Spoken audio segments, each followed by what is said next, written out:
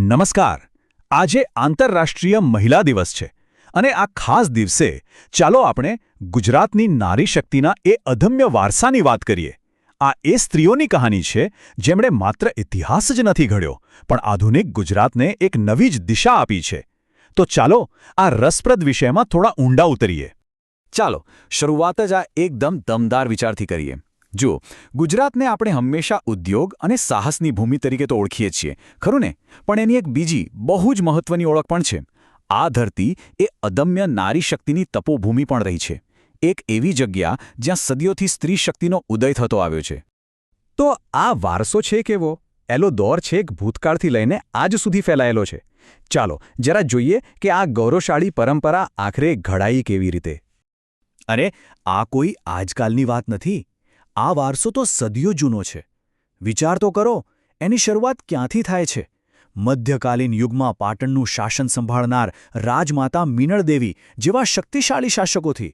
અને આજે એ જ વારસો ક્યાં પહોંચ્યો છે? છેક ફોર્ચ્યુન 500 કંપનીઓનું નેતૃત્વ કરતી આધુનિક ગ્લોબલ લીડર્સ સુધી. શું જબરદસ્ત સફર છે! આખી સદીઓની સફર છે આ.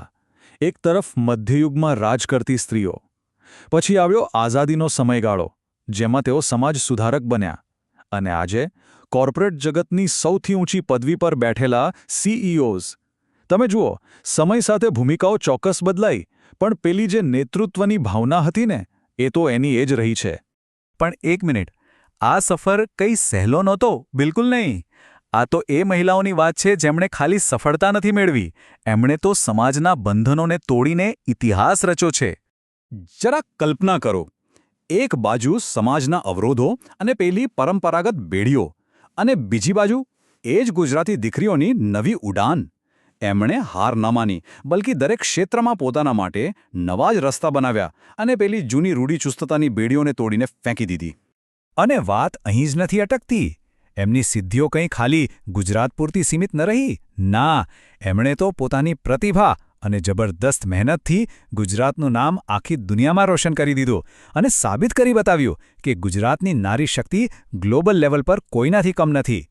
તો સવાલ એ થાય કે આ ભવ્ય વારસો આજના આધુનિક ગુજરાતના વિકાસમાં કેવી રીતે કામ આવી રહ્યો છે?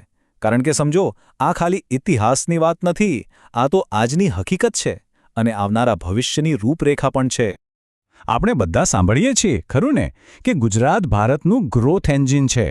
પણ એ જાણવું બહુ જરૂરી છે કે આ એન્જિનને ચલાવનારી એક મુખ્ય શક્તિ કોણ છે? એ છે અહીંની મહિલાઓ. સાચું કહું છું તો એમનું યોગદાન જ રાજ્યના આર્થિક વિકાસનો મજબૂત પાયો છે. આજે ભારતનું સપનું છે $5 ટ્રિલિયન ઇકોનોમી બનવાનું.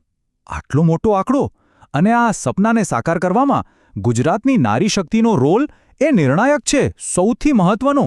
આટલી મોટી મહત્વાકાંક્ષાના કેન્દ્રમાં જ મહિલાઓ છે.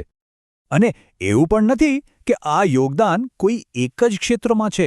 અરે, તમે કોઈ પણ ફિલ્ડનું નામ લો, startups, sports, space science, economy કે પછી સોશિયલ ચેન્જ, દરેક જગ્યાએ મહિલાઓ લીડ કરી રહી છે અને પોતાની એક અલગ છાપ છોડી રહી છે. ચાલો હવે વાત કરીએ એક એવા ખાસ કાર્યક્રમની જે આજ આધુનિક નારી શક્તિના વારસાને સેલિબ્રેટ કરે છે. નામ છે શક્તિ ઉત્સવ. ગુજરાતના આ ચમકતા સિતારાઓનું સન્માન. તો આ શક્તિ ઉત્સવ જે દિવ્ય ભાસ્કર દ્વારા આયોજિત કરાયો હતો, એનો હેતુ એકદમ સ્પષ્ટ હતો. ગુજરાતની એ લીડિંગ મહિલાઓનું સન્માન કરવું જેમણે પોતાના ક્ષેત્રમાં કંઈક અસાધારણ કામ કર્યું છે અને જેઓ આજે લાખો લોકો માટે એક પ્રેરણા બની ચૂકી છે. આ ઉત્સવમાં કુલ 16 તેજસ્વી મહિલાઓનું સન્માન થયું. હવે આ 16નો આંકડો ખાલી એક નંબર નથી. ના, એ તો એ શક્તિનું પ્રતીક છે જેણે ગુજરાતને સફળતાના નવા શિખરો પર પહોંચાડ્યું છે. અને આના માટે એક બહુ જ સુંદર રૂપક વપરાયું છે, જે સાંભળીને ગમશે. આ 16 મહિલાઓને ગુજરાતના 16 શણગાર કહ્યા છે. કેટલું સુંદર! જેમ 16 શણગાર એક સ્ત્રીની સુંદરતા વધારે, બસ એ જ રીતે આ મહિલાઓએ પોતાના કામથી ગુજરાતના ગૌરવમાં 4 ચાંદ લગાવી દીધા છે. તો આ બધી વાતનો સાર શું નીકળે છે? આપણે નારી શક્તિના એક એવા વારસાની વાત કરી રહ્યા છીએ જે ક્યારેય ભૂંસાવાનો નથી, જે અમર છે અને જે આવનારી પેઢીઓને પણ પ્રેરણા આપતો જ રહેશે. આ વારસો આપણને એક બહુ મોટી વાત શીખવે છે.